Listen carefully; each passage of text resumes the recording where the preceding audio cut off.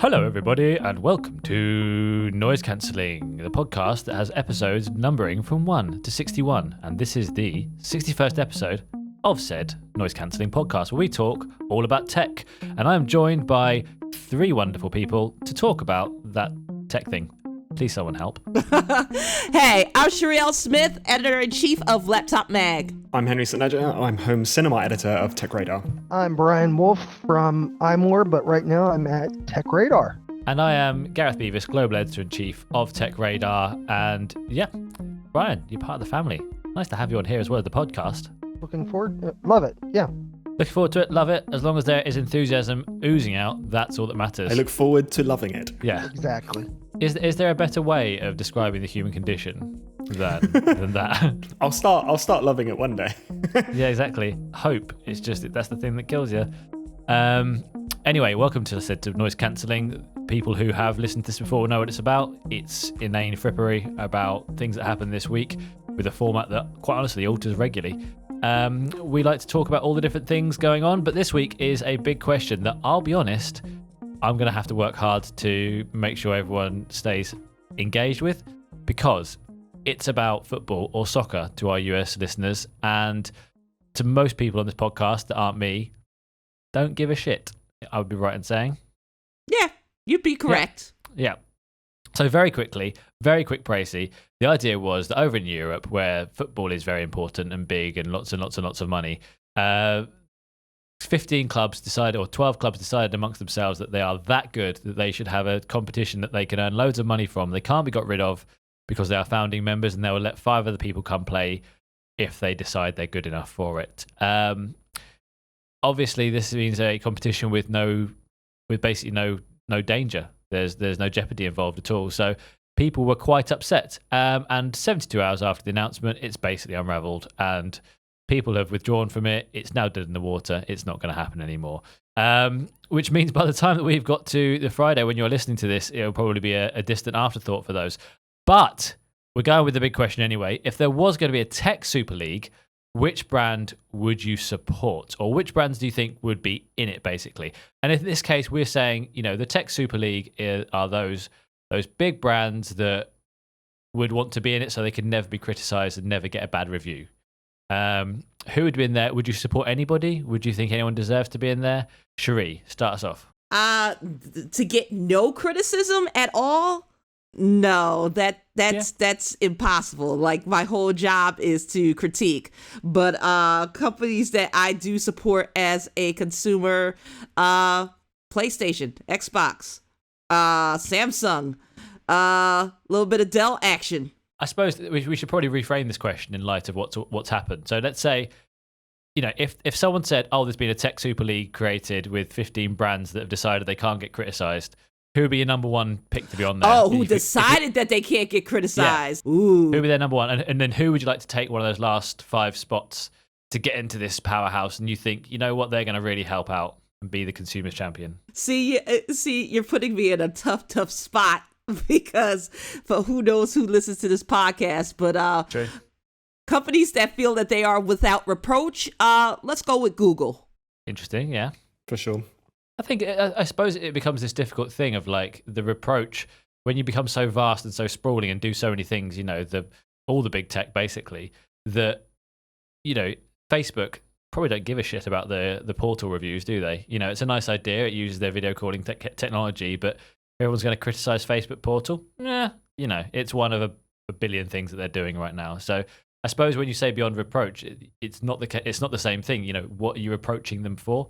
Every brand is going to get criticized for devious practices of whatever, and no matter what happens. But it's that idea that you could do a review, you could chuck out products and never get bad reviews. That'd be something that a lot of people would like. I'll be honest, this question is starting to really melt under the question's getting sunshine. Bigger the more we talk about it. I know, yeah. It's like what is tech? What is it between us? And who would want to be tech? Who's the robot at the heart of all of this? Okay, let's say there is a 15 brand super league of big tech, of nondescript names that we don't want to say in case, they said, who's listening, who knows? But who would be the brands that you think you'd love to give a pass to, like to supercharge their way up to being alongside the biggest names in the tech industry? Henry, what about that? I think Maybe OnePlus. Interesting. I know they're not maybe not quite the underdog that they were a few years ago, but I'm still holding on to my OnePlus 5T that I got a few years ago when they were a bit more of an underdog. Yeah. I always really bought into the never settle mentality. Yeah. They sacrificed on the things I didn't care about in phone specs that much, like cameras and water resistance. I always felt very pleased with myself having a OnePlus phone when all my friends had iPhones. I'm like, I spent 300 quid less than you on this. So in terms of like sport equivalent fandom, being someone who doesn't do sport fandom, OnePlus is probably one of the closest things I get to that. So I would want OnePlus in there. You have single-handedly saved this question. Thank you, Henry. Bryan M. Wolfe. That's what I do. Yes. What about you? Well, it would be easy to say Apple, but I'm not going to say Apple. What about Adobe? And I only say that because they have a built-in monthly long line of customers thanks to their monthly fees. And their products are on mobile. They're on desktop. They support Windows and Mac. So I think they have a lot of cheerleaders, as it were, and fans. So I would say Adobe Systems. Well, they're the ones that you'd like to see join the big leagues. If they're not, are they there already in your mind? Well, see, I consider the big leagues the Apples, the Googles, and maybe the Facebooks of the world. The big four, right? Yeah, true. But then equally, I saw Adobe recently. People are getting grumpy about the fact that you can't pull yourself easily out of contracts of I want to buy this product for X amount of days, and you're like, actually, you know what? I don't need all those days. Can I have the money back? No, that's not possible. So. Cool. Okay. I like it. Thanks, Bryan. Sherri, who's your underdog? Who are you fighting for? HTC. I want them to get back in the game. Ah, you stole my one. Like, like now that LG has tapped out of the phone business, I think it is high time that HTC rises from the ashes and brings us back some sexy metal phones. Yep, that's true. Maybe another VR headset that we can afford. Yeah, the likelihood of that one. No. We shall see. Yeah, I still think there's a lot in Vive, but let's skip past that one. We've taken HTC. That was going to be my answer, so I'm going to have to back up to Sony. But it would be a case of like, if I'm this grandmaster that's like, look, you're going to get a pass, and you're going to be mentioned in the same breath as Amazon and Google and what have you. And I'm talking about Sony Mobile mostly here. Sony's a brand in general is obviously a bit larger with PlayStation and all the cinema stuff and TVs and etc. But in terms of Sony Mobile specifically, I'd be like, look, you're going to get this pass, but I need to talk to you first about what you're going to do with it, because you can't be messing around with all these different technologies and making really long, thin 21:9 phones and cameras that can do amazing things, but no one can use them. You're gonna get your stuff together and you're gonna make this properly good, because Sony's still got a really strong heritage brand. It's still got all this great technology that it can use. Like just make a phone that's like a TV, but it's also a DSLR camera. That's also, the most amazing gaming console. That's also really, really good to listen to music, because you've got all those things in your stable. Like, just work it out, and then if you do that, you'll be allowed in. That's what I'll say. So that's the plan. I'll be honest, I'm quite glad to just get out of this question. We've had some really good ones to start with in the past, but Henry, you're going to get the points just for saving us, because I love points. Yeah, well then, have 5 T's worth of them. Right, let's go to what's going on. Sherri, do we have a jingle yet? Nope, still got to think about it. I feel like we should almost get like work-wise on it. Like, should we plan some time in to do that, or who knows? But we do need jingle. I miss unpopular opinion so much, but it doesn't. We haven't touched it for so many weeks. I will work because I think I have something for you next week. Just stay in a shower until you've worked it out, and just keep workshopping it in there. Just run the water out of the whole building. I don't know how it works in America, but whatever, that thing on top that sits with the tower, something like that. All right. Yep, cool. What's going on this week? I mean, come on, it's the Apple event. It happened just last night at time of recording. It'll be 3 days gone by the time you listen to this, lovely listener. God, there's a lot to talk about, so let's just jump straight in. Bryan, you work on iMore, do a lot of wonderfully in-depth Apple thoughts. What was your highlight from the whole event? I gotta say, those colorful iMacs, they were the best. And the keyboards with the Touch ID, the geek in me really, really liked those. Although I have no reason to buy an iMac. But definitely that was the highlight. it was exactly what the rumors said it would be, but I didn't really think they'd come out with 7 different colors. That should I was be reading, a nightmare in terms of production. I was doing the live blog yesterday. I was trying to like speed count how many colors there were. Got it wrong. Just so everyone knows, I can't count 7 rather than 6. I mean, do you feel like the new iMac, obviously powered by the M1 chip, it's got fancy new stereo speakers that, even though it's super thin, can apparently emit Dolby Atmos sound. Do you feel like it's actually much of an upgrade? Do you think it's interesting enough, or is it just colourful?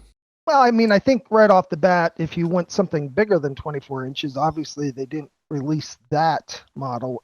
I guess that's coming maybe later, a 30-inch model. So I think if you're in education, you're off to college in the fall, this is probably a nice ticket item if you want a actual desktop computer. I thought it was a giant leap. I like the M1. I respect that they haven't increased it to come out with a M1X perhaps. So it will be interesting to see how it works out. But yeah, I think overall that was the highlight of the event. Interesting. I feel like I often wonder more and more what place desktops have in the world. Whether people still really want that when they can have such a good performance off a laptop. Like I said, people going to college, yeah, but then they're like, well, I can't take this with me. Is it for creatives? Well, is it powerful enough? There was loads of questions sort of lying around it that everyone was like, but it comes in 7 colors. And it feels like it's taken that long for Apple to reboot the iMac of like Zoolander fame back in the 90s. It's nice to see a little bit of retro. I think after this pandemic that we're still going through, I think we need a lot of colors in this world. Yes. That's true. They should just sell some paint. Like, you can just paint any old shit that you've got from Apple. It'll be, here's purple. It cost you $400, but enjoy yourself. Sherri, what about you? Is it the iPad? Because I know you love tablets. Was that your favorite? I mean, I guess in the grand scheme of things, I have to say the iPad Pro. I do not believe in tablets, but Apple continues to keep this, what should be a dying technology, alive. And they've improved upon it. And then that means for at least 3 months out, I'm going to hear, can the iPad Pro replace a laptop? The answer is still going to be a resounding no. No. No. But besides the point, Apple did outfit the new iPad Pro with the new micro LED displays that we've all been clamoring to get our hands on. 5G is coming, and you're getting the M1 chip, which is why everyone is like, ooh, now it's going to. No, it's not. It's never going to happen. Stop it. Stop it. And same for those articles. Is this a MacBook killer? No, it is not. No, I feel like, and you're right, the M1 chip was a big surprise, and Apple seems to be like knocking down the walls over and over again between the two devices. Like I said, they've got the same chipset. It's basic, and they're very kind of similar design in a way. The architecture's, the design language is very similar. It's just basically different operating systems, and you do wonder where it's going to be, but it feels like there's just some sort of lead line wall in the middle between the two that just can never be passed through. So it's interesting, and I think the mini LED display with 10,000 LEDs rather than 72, I think will look really nice. I'm surprised that Apple just didn't go for an OLED, whether it costs too much money. I don't know, but the addition of M1 doesn't seem to increase the battery life massively like it did on the MacBooks, which is surprising. It's still 10 hours. It's still all-day battery life. And if you compare it, so the 11-inch doesn't have this fancy new mini LED backlit display. It's still 10 hours because it's smaller. So they made bigger, got a bigger battery. And instead of making that any longer lasting, it just powered up a greater display. So Apple seems set that 10 hours is all people will ever need on an iPad, and that's the end of it. So maybe that's the way it thinks about things. I don't know, but they're coming in at $799, $1,099. It's not it's a lot of money for anything, and you have to buy the new Magic Keyboard, which, by the way, because the new iPad Pro 12.9 is 0.5 millimeters thicker. You have to buy a whole new $350 keyboard if you had one previously. Such is the architecture of Apple. Such is the ecosystem. Continue to consume. We will not give you a charger for your iPhone, but we have no compulsion about charging you $350 like the Loch Ness Monster for a keyboard. I'm really interested to see if it does fit, because I don't think 0.5 millimeters is going to make that much of a difference. The connectors are still there; it will still function. It just won't close flush exactly. I bet it'll be close enough. I don't think people would care, but Apple may have designed itself into a corner with this one. Who knows? Henry, what about you? Was there anything else that you saw that you were super excited about? Your home cinema editor. There's a TV. Yeah, on the TV side, that being my beat, we did have a big announcement. We had a new Apple TV 4K hardware. We've been waiting 4 years for it. I think I would have been less disappointed with the model they brought out if I hadn't waited as long. I felt like after 4 years, I was really expecting something a bit different. Yeah. It didn't help that we had some rumors going around that Apple was making some magical streaming device with a screen and built-in speakers, which didn't happen at all. But other than a lick of paint, a better remote, which is a big change, and a chip upgrade with the A12, which has been around since about 2018, I don't feel like anything really groundbreaking happened with Apple TV, and I don't really see why it took them this long. No, it was essentially the A12 allowed for, this is where it gets really boring, I suppose, for people who don't give a shit, that it allows you higher frame rate HDR footage.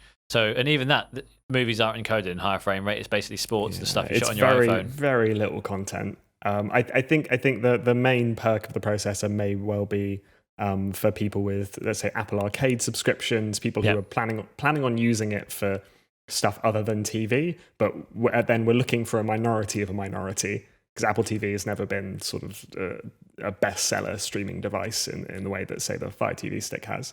Yeah, I don't believe, because it's so expensive, essentially, compared to $30 for a Roku. Mm-hmm. But I think you're absolutely right. It's a surprisingly iterative upgrade.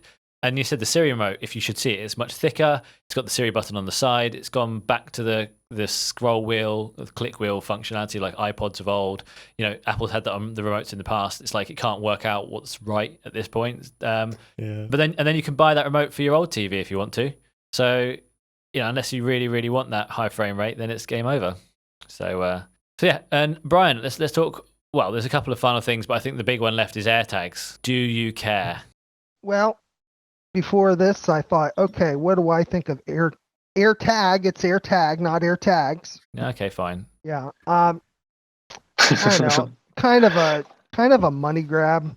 I mean, do you think you can spend $450 on one a luggage tag? Yeah. For a luggage tag. Gaffer tape does the same thing. Yeah, I would say, the actual reason to have an AirTag is going to be great, although we do have tiles right now. But I think a lot of it is a money grab, given that the cases are as much as the actual AirTag.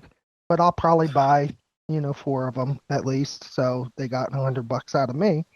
I mean, Henry, do you think that the AirTag? Thank you, Bryan. Do you think this is actually going to kill tile? The word kill is used a lot with these different things, and tile's come out fairly robustly to say, like, look, we think this is ridiculous from Apple. It's using its status to create a monopoly. It's going in front of Congress today to do that. But then you'd say, well, yeah, but that's true. But tile is on Android as well. It's on other platforms. You can use it with a PC. That it's not locked into this ecosystem like Apple's AirTag is. Like, do you think it's over for tile? Would you buy an AirTag? I definitely know people who would buy an AirTag. The thing about it is tile exists and is perfectly fine as far as I know.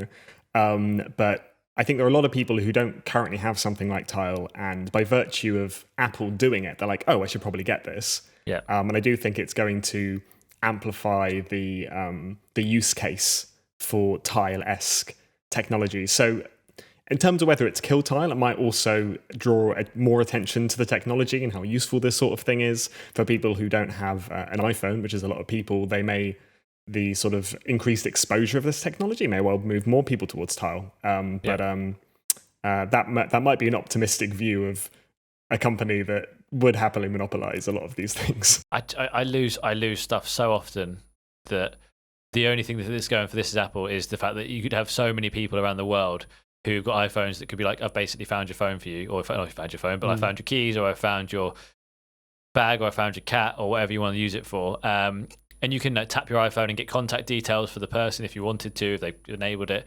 It does seem like it makes a lot of sense to have in the ecosystem. And I'm surprised Apple's priced it so competitively at $29. You think if it was $50 and Tile was $20, then Tile would have been a great space, but Apple's gone really close. And, visually, they look quite aesthetically pleasing compared to sort of the blockiness of Tiles, replaceable battery after a year. It's an interesting one. Like I said, the consumer wins here. It's upsetting that Apple can use monopoly, or if it has theoretically done that. But equally, I think it's cool. And I've been waiting for these for so long because they make sense. And it's also good to see that Apple has thought about privacy. The idea that say you wanted to track someone because you're a nefarious knobhead and you slipped into their coat and they realized their iPhone would go, hang on a minute, there's a tag on me that's not part of my network, and it will tell you about it. If you don't have an iPhone, it will just start beeping away for you to be like, hang on a minute, I'm not close to my iPhone, so that the person it's on can hear. So that's quite useful. I'm glad that's been thought about. Could be the reason it was delayed for so long. Who knows? Sherri, have we missed anything from the Apple event that you are desperate to bring up? Or have we covered the main stuff? I mean, the things that we didn't see, I expected to see an iPad mini. That did not happen. No, there's no chance. They don't like the iPad mini. Apple seems to do it because I don't know, feels like it feels responsible to it, but it doesn't love it.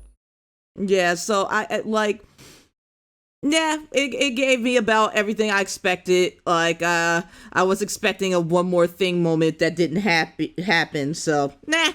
Were you sad there were no new MacBooks powered by more powerful things? No, because that'll usually come either in the summer or during that fall event. So essentially, you did get new laptops anyway because you got the new iPad Pro, which can work the same way. So it's fine. Right, let's jump on to our next section. It is the Gadget Hall of Fame, where we get to take a new guest or a returning guest that has got too much junk, and they can tell us what they want to bring into the Gadget Hall of Fame. It can go one of two ways. It can go there and be lauded for the rest of time as one of the greatest gadgets of all, or it can go and sit in a drawer next to Matt Swider's TechRadar headphones. Who knows which way it's going to be? Bryan M. Wolfe, what have you brought us today? Is it good? Well, I understand that this is the first iPhone to come into the vault, so the iPhone 4 is my selection. It offered a sleek new style, larger screen, and I believe it was the last iPhone that Steve Jobs himself actually announced. So I am handing over my white iPhone 4. The white one was contentious. Well, not contentious. It was fabled because it took so long to actually appear. It was announced and then just never turned up. Like, you could get customization kits to turn your black iPhone into a white iPhone, and I nearly did that at one point, but then thought that's clearly going to go wrong. I was going to say the only problem with the iPhone 4 is I'm going to have to give a bumper case as well, because remember that was the one that was having cellular issues. Well, you were holding it wrong, Bryan. We all know that. Yeah. Steve Jobs said so. I remember. I think they said that there was a press release, and Apple said they took it into their testing labs. Those anechoic chambers that can be perfectly pure and work out how much signal there is. And they said we were amazed to find out that it wasn't working well. So either you didn't do testing properly, or you just pretending that this has actually happened for the first time, and you hope that it wouldn't go through. But yeah, those bumpers that came out, were they free? I think they were free, or were they like $29? I can't remember which one it was. I think they were free, and then you could buy them really cheap. And it was a shame. I mean, it was a shame because the design of the iPhone 4 was one of the greatest ever. I think in the smartphone world, it went from being a sort of like roundedy, plasticky thing to this nice, sharp-edged device. Which weirdly, those come back with the new iPhone 12 range, and I don't care about as much. But back then, it was just Apple was like, right, we're stepping up now. We're joining the big leagues. This is a phone you're going to want, and it really was. And then did the 5S and the 4S and the 5 and the 5S, and it got a bit boring. But now it's all good. So yeah. Anyone disagree with seeing this in the Gadget Hall of Fame? Not at all. Good. Okay, well, that was easy. Did you have anything else, Bryan, or was it just a one-hit wonder that you wanted to see lauded for all time?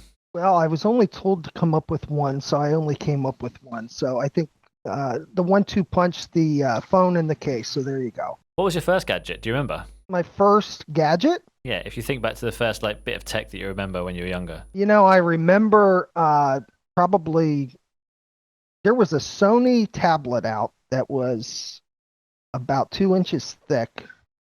It would have been Magic. I don't know. It was real big, and it was like the first tablet that would only work on a cellular connection that you had to spend like $30 a month on.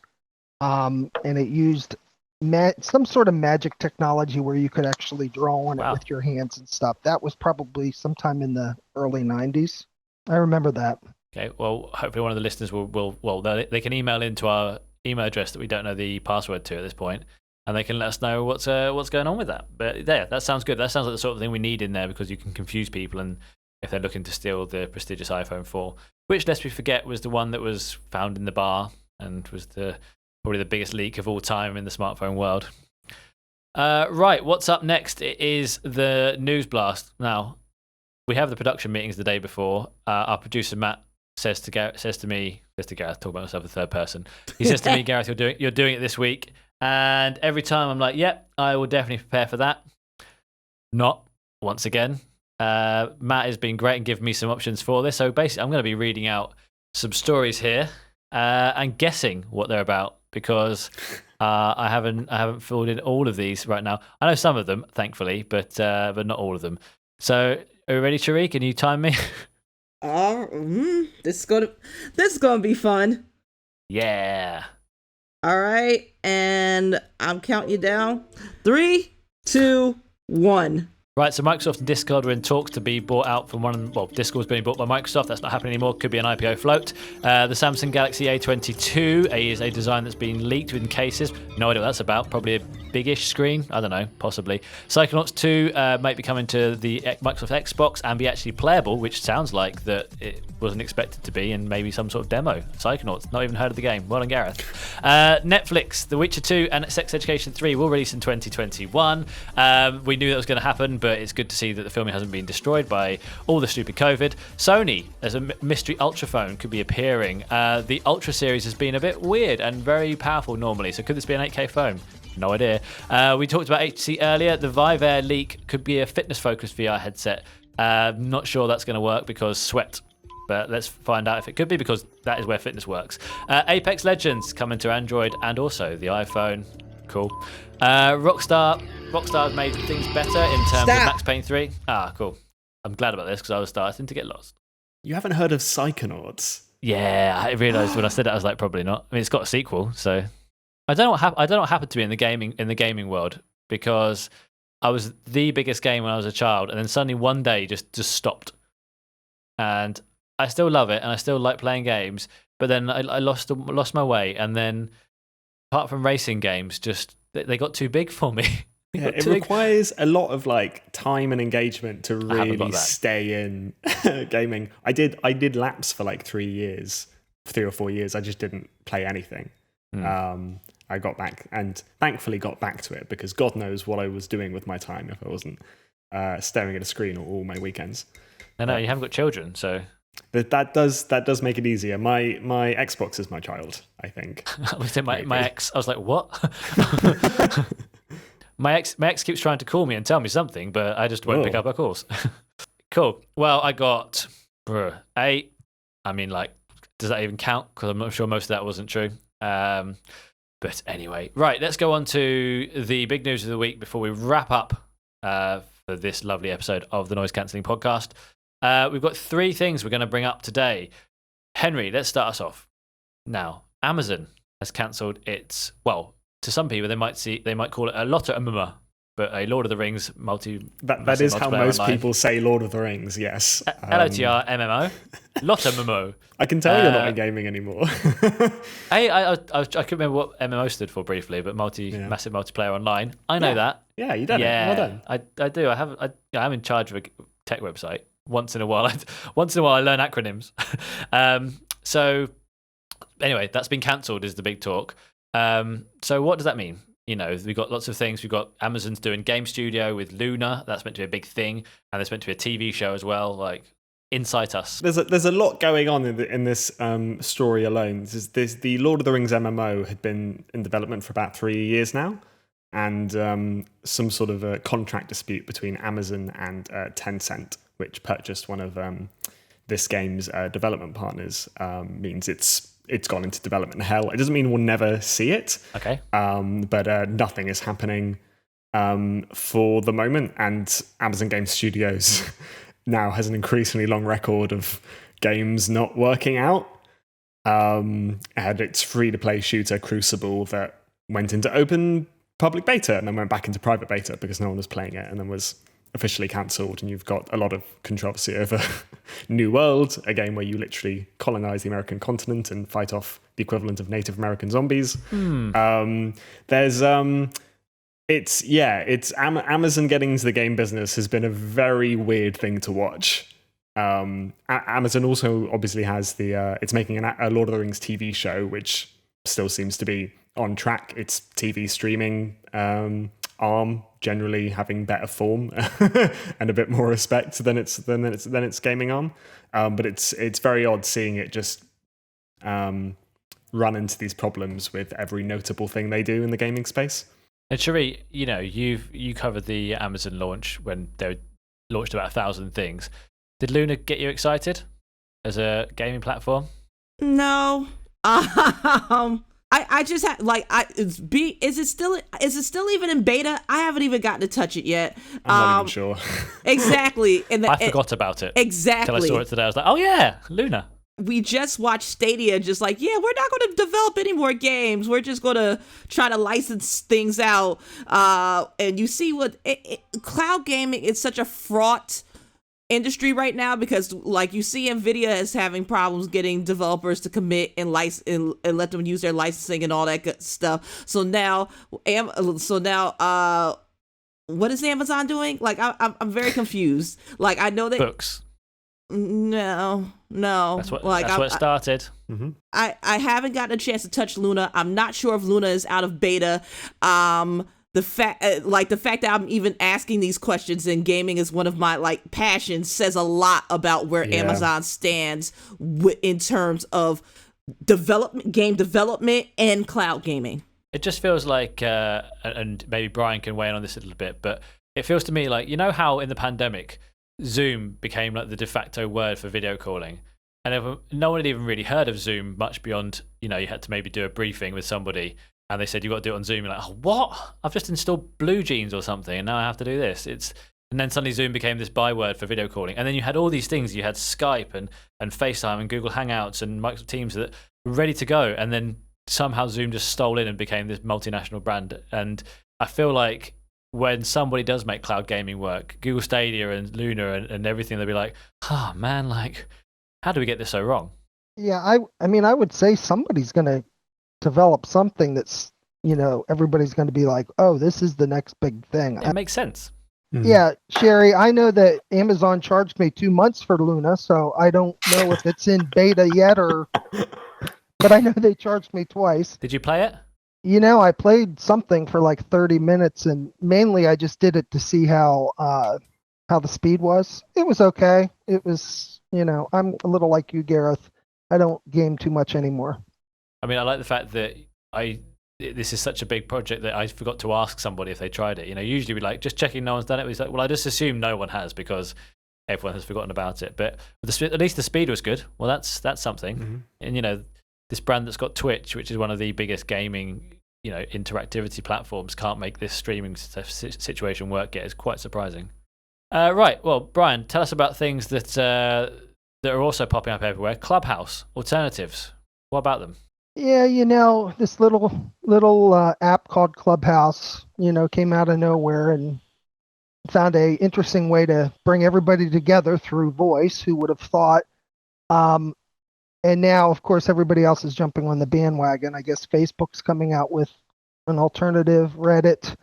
I think what the end result will be, somebody will buy Clubhouse and maybe the name goes away forever. I don't know. But it will be interesting to see what happens after the pandemic if something like that continues to shine. I don't know if everybody's going to want to sit around and just talk to people. on an app. But so far, it's kind of cool and it has a great interface. Have you clubbed? Yeah, and if somebody needs an invitation, I know Sherri has some invitations, and I do too, of Clubhouse. So what have you clubhoused so far?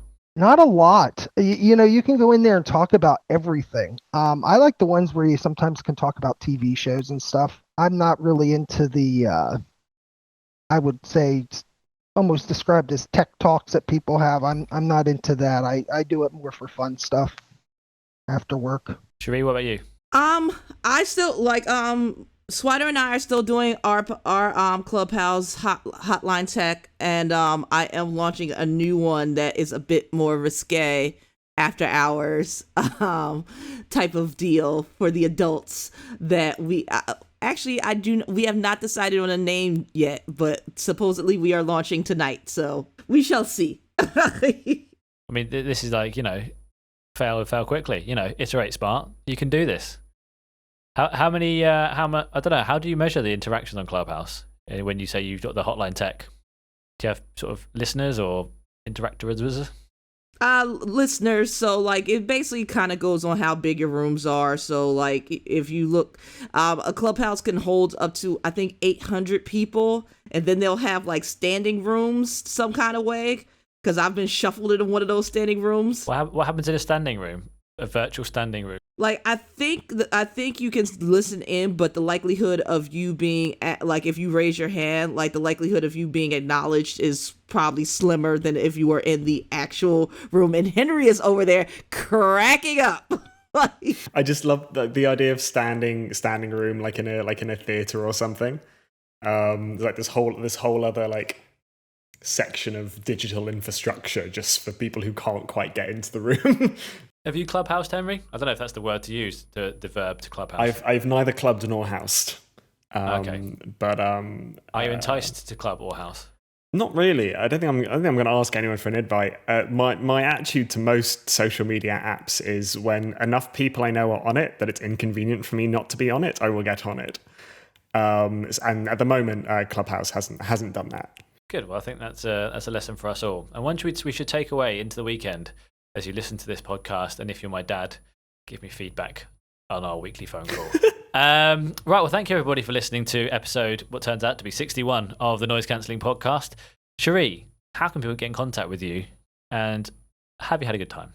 I have had a good time, despite many deliveries interrupting my Shh, my no one's going to notice. All right, fine.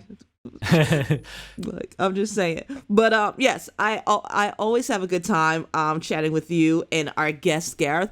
And as always, you can find me at Miss Smith11 on Twitter and Instagram. That is MISS Smith11. And for all things iPad Pro, more MacBook conjectures and everything in between, please visit us at Laptop Mag. And as always, laptop then, laptop now, laptop forever.